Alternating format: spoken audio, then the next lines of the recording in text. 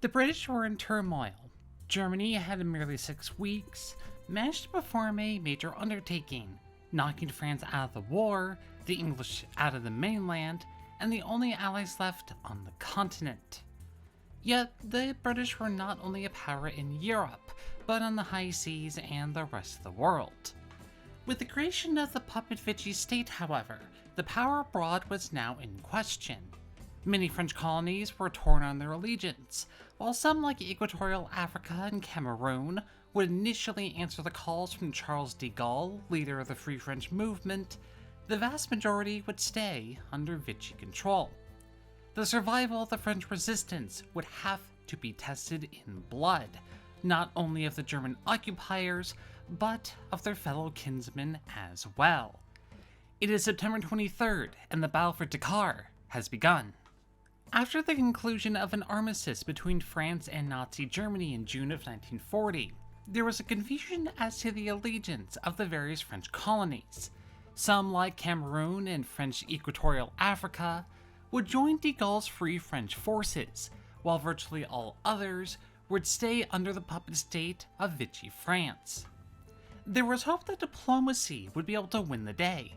However, the British attack of the French fleet at Mers el-Kebir turned much of the public and the colonial authorities away from peacefully joining the Allied war effort. Thus, it was decided that the only path forward was bloodshed. Dakar was chosen as the first of these targets for military takeover for a multitude of reasons.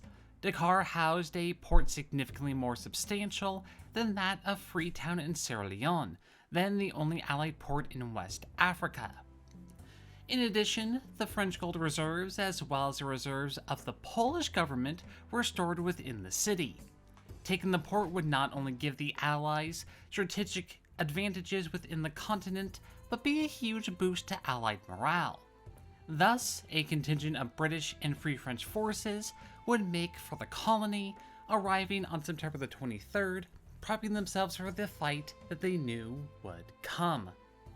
The two sides facing one another were of roughly equal numbers. The Allies had on hand one aircraft carrier, that of the HMS Ark Royal, 2 battleships, the HMS Resolution and HMS Barham, 5 cruisers, including the Australian heavy cruiser Australia, 10 destroyers, and transport for 8,000 troops, them being a mix of British and French Foreign Legion men. The Vichy forces in turn would consist of the battleship Richelieu, a brand new French heavy class ship.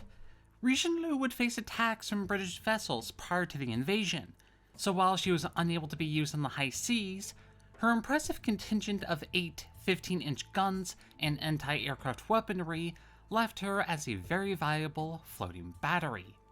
To support her would be the 2 cruisers Leygues and Montcalm, including a fellow contingent of 4 destroyers and 3 submarines. While the Allies would hold a large troop advantage over the Vichy defenses, no landing could be attempted until the coastal defenses were reduced, and as such, the battle would be decided both on the sea and in the skies. On the morning of September the 23rd, 3 Allied aircraft will land at the airport, carrying with them French officers that were acting as diplomats. However, all 3, as well as the pilots, would be arrested instantly. Additionally, a boat filled with French representatives would be fired upon by coastal batteries, with the British escort craft coming under anti-aircraft fire from the Richelieu crew. Vichy ships would attempt to leave port at 10 a.m., but they were intercepted by Australia, who would attempt to chase the vessels back into port.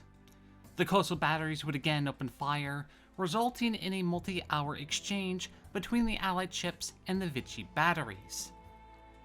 Free French forces would attempt to land at Roufsky, but were spotted by Vichy craft and faced heavy fire from strong boxes along this beach. De Gaulle, not wanting to, quote, shed the blood of Frenchmen for Frenchmen, refused to carry out another attempt. The following day saw the Allies attempting to sink the Richelieu by the way of aircraft. 9 British Swordfish bombers would be assigned to this operation, and while they managed to score some hits on the ship, damage was minimal and the cost was high. 3 swordfishes would be gunned down by Vichy gun crews, while another 4 would be downed via dogfights with the Vichy Curtis Hawks, who would manage to dominate the skies for the rest of the engagement. By the 25th, Allied command knew that any further attempts would be largely futile and withdrew, striking a death blow to the West African base of operations for much of the war. The cost overall was substantially more than anyone had expected. While the Vichy forces would lose 2 of their 3 submarines, 120 men, as well as heavy damage to one of their cruisers, the Allied losses numbered that of 7 swordfish bombers, an armed trawler sunk by the coastal batteries, heavy damage to both battleships, the Resolution being damaged so heavily that it would need to be towed back to Cape Town in South Africa, as well as the loss of life numbering 37 men.